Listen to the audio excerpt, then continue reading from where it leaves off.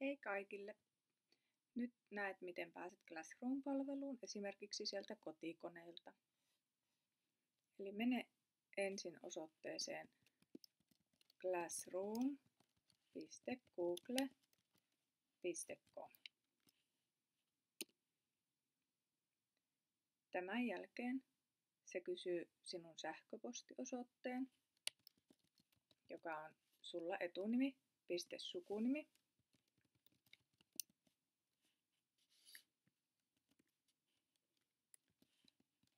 Ja miukumaukku.edu.pello.fi. Tämän jälkeen klikkaa seuraava, jonka jälkeen palvelu kysyy sinun salasanan.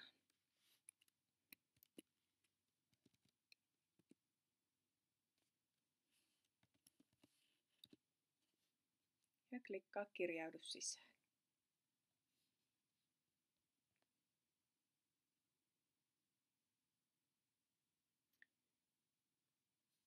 Ja näin pääsit sinne Classroom-palveluun. Nyt pienluokkalaisilla näkyy siellä pienluokka ja muilla pitäisi näkyä se oman opettajan luokka. Ja luokkahuoneeseen pääset klikkaamalla sitä, tässä tapauksessa pienluokkaa. Ja kun pääset sinne luokan etusivulle eli striimiin, niin siellä näkyy sitten kaikki sinun tehtävät. Täällä näkyy aivan, jotka on lähiaikoina palautettava. Ja sitten striimissä näkyy kaikki mahdollinen muu. Ja nyt jos sulla on esimerkiksi tarina kesken, niin haet sen tehtävän. Esimerkiksi täällä on kirjoita kuvasta tarina ja näkyy, että tätä en ole vielä tehnyt. Niin täältä avaa, klikkaat siitä. Ja se näyttää, että täällä on sulla oma kopio siitä tehtävästä. Menet siitä, jolloin palvelu heittää sinut sinne Google Docs-tiedostoon, mihinkä voit suoraan lähteä kirjoittamaan sitten sitä tarinaa ohjeiden mukaan.